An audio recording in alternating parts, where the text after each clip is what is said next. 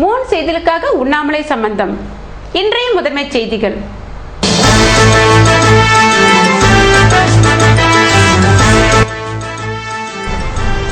மின்துறை தலைமை அலுவலகத்தை முற்றுகையிட்டு உப்பளம் தொகுதி பொதுமக்கள் வாக்குவாதம். தெரு மின் விளக்கு எரியவில்லை என குற்றச்சாட்டு.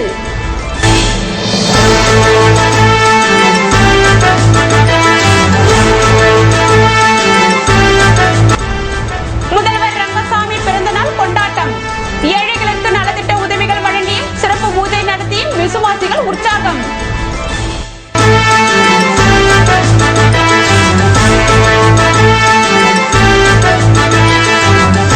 பொதுத் தேர்வில் அதிக மதிப்பெண்கள் பெற்ற மாணவிகளுக்கு இஸ்லாமிய அமைப்பினர் விருது. மத நல்லிணக்கத்தை பேணும் முயற்சிக்கு பாராட்டு.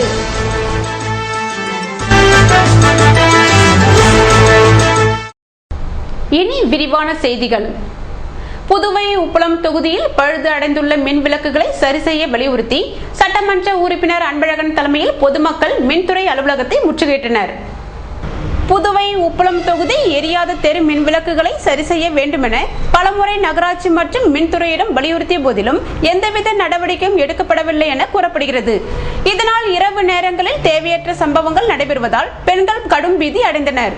இதுபோன்ற சூழ்நிலையில் எரியாத மின் விளக்குகளை சீரமைக்க வேண்டுமென வலியுறுத்தி சட்டமன்ற உறுப்பினர் அன்பழகன் தலைமையில் பொதுமக்கள் திங்கட்கிழமையன்று மின்துறை தலைமை அலுவலகத்தை முற்றுகையிட்டு போராட்டம் நடத்தினர். இதனைத் தொடர்ந்து மின்துறை தலைமை பொறியாளரை சந்தித்து மனு அளித்தனர். இதற்கு பின்னரும் நடவடிக்கை எடுக்காவிட்டால் போராட்டம் தீவிரமாகும் என பொதுமக்கள் எச்சரித்தனர்.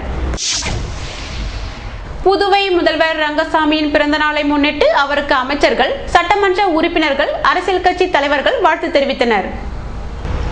புதுவை முதல்வர் ரங்கசாமியின் 65வது பிறந்த தின விழா பல்வேறு பகுதிகளில் திங்கட்கிழமை காலை விமர்சையாக கொண்டாடப்பட்டது. திலாசிப்பேட்டை வீட்டில் நடைபெற்ற பிறந்தநாள் நிகழ்ச்சியில் முதல்வர் ரங்கசாமிக்கு சபாநாயகர் சபாபதி, அமைச்சர்கள் சந்திரகாசு, ராஜவேலு, பன்னீர்செல்வம், தியாகராஜன், சட்டமன்ற உறுப்பினர்கள், அரசியல் கட்சியினர், அரசு அதிகாரிகள், என்ஆர் காங்கிரசார், ஆதரவாளர்கள், பொதுமக்கள் வாழ்த்து தெரிவித்தனர். இதேபோன்று முதல்வர் ரங்கசாமியின் பிறந்த நாளை முன்னிட்டு ஊசுடு சட்டமன்ற தொகுதியில் எம்எல்ஏ கார்த்திகேயன் தலைமையில் 10 கண்ணு சந்திப்பில் பட்டாசுகள் வெடித்து இனிப்புகள் வழங்கப்பட்டன. இதில் தொகுதி என்ஆர் காங்கிரஸ் நிர்வாகிகள் கலந்து கொண்டனர்.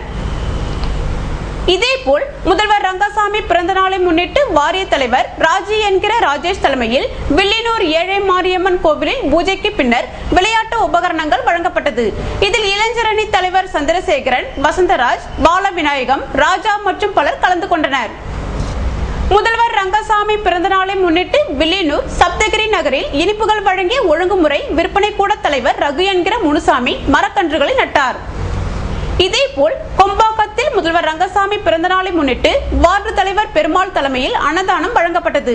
இந்நிகழ்ச்சியில் கலந்து கொண்ட அமைச்சர் பன்னீர்செல்வம் அன்னதானம் வழங்கி விழாவினை சிறப்பித்தார்.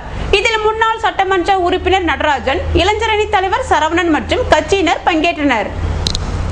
புதுவை முதல்வர் ரங்கசாமி பிறந்த நாளை முன்னிட்டு மணக்குள விநாயகர் கோவிலில் பொறியியல் கல்லூரி தலைவர் ஜெயபால் தலைமையில் சிறப்பு பூஜைகள் நடத்தப்பட்டு அன்னதானம் வழங்கப்பட்டது. இதில் அமைச்சர்கள், எம்எல்ஏக்கள் மற்றும் பலர் கலந்து கொண்டனர்.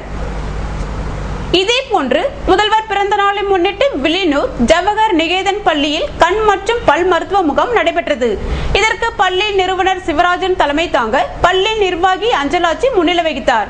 முகாமினை முன்னாள் சட்டமன்ற உறுப்பினர் நடராஜன் துவக்கி வைக்க வாசன் கண் மற்றும் பல் மருத்துவ குழுவினர் சிகிச்சை அளித்தனர்.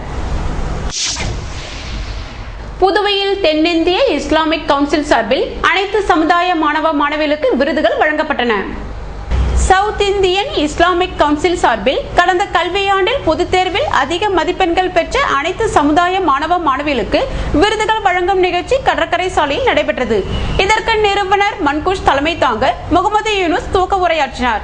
இதில் சிறப்பு விருந்தினர்களாக கலந்து கொண்ட அமைச்சர்கள் ராஜவேலு, பன்னீர்செல்வம், முன்னாள் சட்டமன்ற உறுப்பினர் ஆனந்த், வக்பு வாரிய தலைவர் அப்துல் ரகுமான், சட்ட ஆலோசகர் தங்கராசு ஆகியோர் சிறப்புரையாற்றி மாணவ மாணவிகளுக்கு விருதுகளை வழங்கினர். புதுவை முதல்வர் ரங்கசாமி பிறந்த நாளில் பிறந்த குழந்தைகளுக்கு தங்க மோதிரங்களை பாராளுமன்ற உறுப்பினர் ராதாகிருஷ்ணன் வழங்கினார். புதுவை முதல்வர் ரங்கசாமி பிறந்த நாளை முன்னிட்டு இந்திரா காந்தி மருத்துவக் கல்லூரியில் பிறந்த சுமார் 30க்கும் மேற்பட்ட குழந்தைகளுக்கு பாராளுமன்ற உறுப்பினர் ராதாகிருஷ்ணன் தங்க மோதிரம் வழங்கினார். இதில் என்ஆர் காங்கிரஸ் பிரமுகர்கள் கலந்து கொண்டனர். இதேபோல் மருத்துவமனையில் உள்ள நோயாளிகளுக்கு போர்வைகள் மற்றும் சேலைகள் வழங்கப்பட்டன. இதேபோன்று புதுவை காந்தி வீதி ஈஸ்வரன் கோவிலில் முதல்வர் பிறந்த நாளை முன்னிட்டு விளக்கு பூஜை நடத்தப்பட்டது. இதில் பெண்கள் பலர் கலந்து கொண்டு பூஜையில் ஈடுபட்டனர். இதற்கான ஏற்பாடுகளை என்ஆர் காங்கிரசார் செய்திருந்தனர். புதுவை ரெயின்போ நகர் ஜான் மரிய வியானி ஆலயத்தில் நடைபெற்ற தேர்பவனியில் எதிர்க்கட்சி தலைவர் வைத்திலிங்கம் மற்றும் பலர் கலந்து கொண்டனர். புதுவை ரெயின்போ நகரில் அமைந்துள்ள ஜான் மரிய வியானி ஆலயத்தின் ஆண்டு திருவிழா கடந்த சில தினங்களாக நடைபெற்று வந்தது. இதனைத் தொடர்ந்து நவநாட்களில் தினமும் திருப்பலி மற்றும் மறையுரை வழங்கப்பட்டன. இந்நிலையில் ஞாயிற்றுக்கிழமை மாலை திருவிழா தேர்பவனி நடத்தப்பட்டது. முக்கிய வீதிகளில் நடைபெற்ற தேர்பவனியில் எதிர்க்கட்சி தலைவர் வைத்திலிங்கம் மற்றும் அப்பகுதியை சேர்ந்தவர்கள் கலந்து கொண்டனர். உணவையும் கொடுக்காமல் அங்கு திரும்பி செல்வதில்லை. அவ்வாறே என் வாயிலிருந்து புறப்பட்டு செல்லும் வாக்கும் இருக்கும். அது என் விருப்பத்தை செயல்படுத்தி எதற்காக நான் அதை அனுப்பினேனோ அதை வெற்றிகரமாக நிறைவேற்றாமல் வெறுமையாய் என்னிடம் வாக்கு.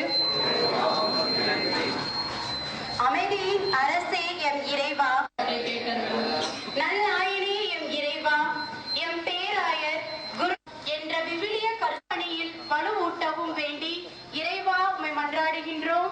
ஆண்டவரே, எங்கள் மன்றாட்டை கேட்டருளும். அறுவடையின் ஆண்டவரே, எம்மை உமது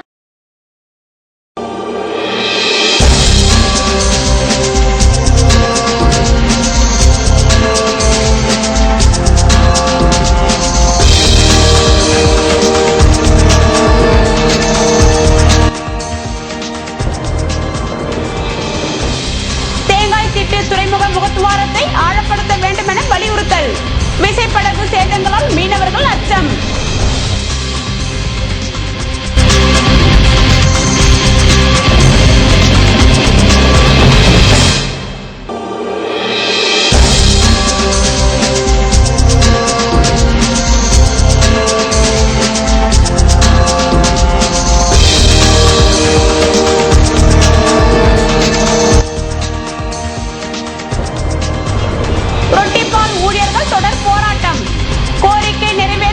உண்ணாவிரதத்தை கைவிடப் போவதில்லை என சபதம். விவரம் விளம்பர இடைவெளிக்கு பிறகு.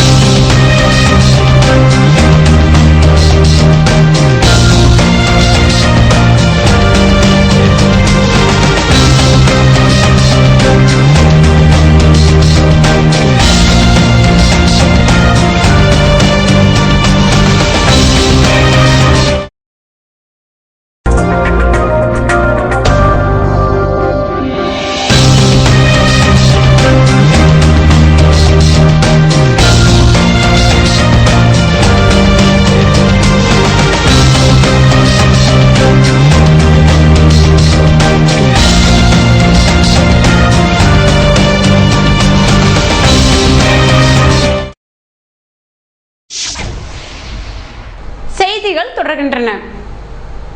புதுவை துறைமுக முகத்துவாரத்தை தூர்வாரி படகுகள் சேதமாவதை தடுக்க போர்க்கால அடிப்படையில் நடவடிக்கை எடுக்க வேண்டும் என மீனவர்கள் வலியுறுத்தி வருகின்றனர். புதுவை தேங்காய் திட்டில் அமைந்துள்ள புதிய துறைமுக முகத்துவாரத்தில் மணல் திட்டுக்கள் அதிகமாகிவிடும் நேரங்களில் கடலில் மீன்பிடித்துவிட்டு கரை திரும்பும் விசைப்படகுகள் இந்த மணலில் சிக்கி கவிழ்ந்து வருவது தொடர்கதையாகிவிட்டது. இதனால் புதுவை அரசு பொதுப்பணித்துறை முகத்துவாரத்தில் உள்ள மணல் திட்டுக்களை அகற்ற டெண்டர் விட்டு இந்த மணலை அகற்றி வந்தது.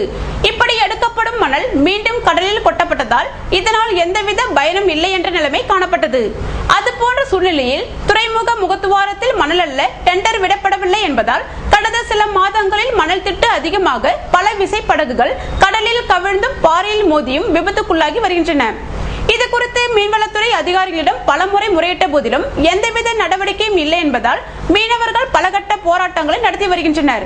இது போன்ற சூழலில் கடந்த செவ்வாய்க்கிழமை இரவில் சோலை நகரை சேர்ந்த சக்திவேல் என்பவரின் படகு முகத்துவாரத்தில் சிக்கி சேதமடைந்தது. தொடர்ந்து படகுகள் சேதமாவதை தடுக்க போர்க்கால அடிப்படையில் நடவடிக்கை எடுக்க வேண்டும் என மீனவர்கள் துறைமுகத்தில் உண்ணாவிரதம் இருந்தனர். இதனிடையே துறைமுக முகத்துவாரத்தில் தூர்வார நடவடிக்கை எடுக்கப்பட்டுள்ளதாக துறைமுக துறை வட்டாரங்கள் தெரிவிக்கின்றன. நிலுவையில் உள்ள சம்பளத்தை வழங்க வேண்டும் என வலியுறுத்தி கல்வித்துறை ரொட்டிப்பால் ஊழியர்கள் போராட்டத்தில் ஈடுபட்டனர். ரொட்டிப்பால் ஊழியர்களை கல்வித்துறை பகுதி நேர ஊழியர்களாக மாற்ற வேண்டும். அரசு ஊழியர்களுக்கு சம்பளம் வழங்கும் தேதியில் ரொட்டிப்பால் ஊழியர்களுக்கு சம்பளம் வழங்க வேண்டும். நிலுவையில் உள்ள 10 மாத சம்பளத்தை வழங்க வேண்டும். ரொட்டிப்பால் ஊழியர்களை கல்வித்துறை ஊழியர்களாக மாற்ற வேண்டும் என்பது உள்ளிட்ட பல்வேறு கோரிக்கையை வலியுறுத்தி கல்வித்துறை ரொட்டிப்பால் ஊழியர்கள் சங்கத்தினர் தொடர் போராட்டம் நடத்தி வருகின்றனர். இதில் சங்க நிர்வாகிகள் மற்றும் ஊழியர்கள் கலந்து கொண்டுள்ளனர். கோரிக்கை நிறைவேறும் வரை இதுபோன்ற போராட்டம் நடைபெறும் என சங்கத்தினர் தெரிவித்துள்ளனர்.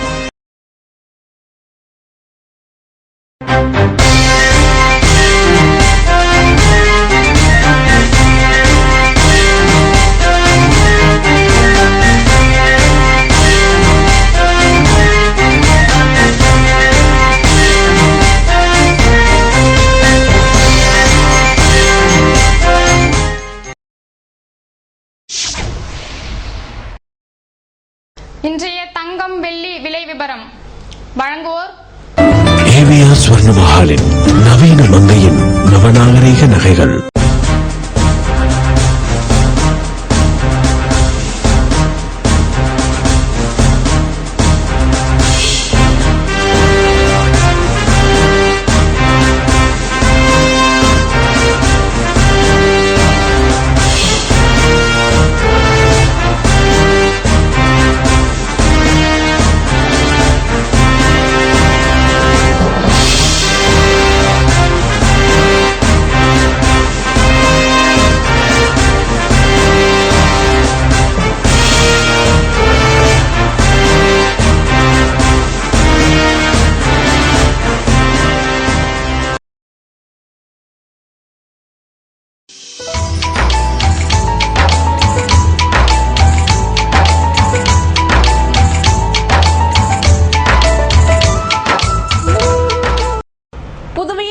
வெப்பநிலை அதிகபட்சமாக 30 டிகிரி செல்சியஸாக பதிவானது. நாளைய வானிலை 31 டிகிரி செல்சியஸாக காணப்படுவதுடன் வானம் மேகமூட்டத்துடன் தென்படும் என வானிலை மையம் தெரிவித்துள்ளது. புதுவை கடற்கரையிலிருந்து சுமார் 50 கிலோமீட்டர் தூரம் வரை இன்று 3 அடியாக காணப்பட்ட கடல் அலை உயரம் நாளை 2 அடியாக காணப்படும் என்றும் தென்மேற்கு திசையிலிருந்து 21 கிலோமீட்டர் வேகத்தில் காற்று வீசும் என்று சென்னை வானிலை மையம் தெரிவித்துள்ளது.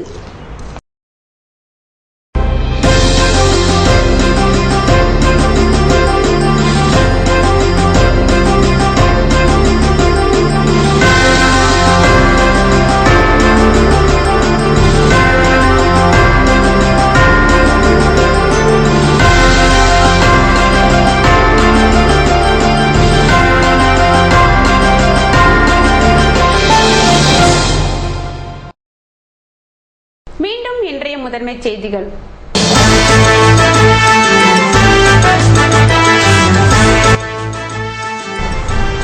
மின்துறை தலைமை அலுவலகத்தை முற்றுகையிட்டு உப்பளம் தொகுதி பொதுமக்கள் வாக்குவாதம்.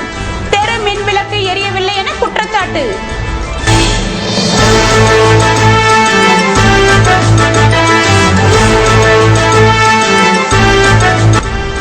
முதல்வர் ரங்கசாமி பிறந்தநாள் கொண்டாட்டம்.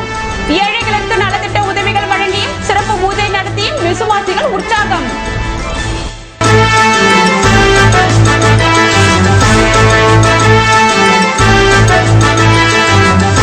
பொதுத் தேர்வில் அதிக மதிப்பெண்கள் பெற்ற மாணவிகளுக்கு இஸ்லாமிய அமைப்பினர் விருது. மத நல்லிணக்கத்தை பேணும் முயற்சிக்கு பாராட்டு.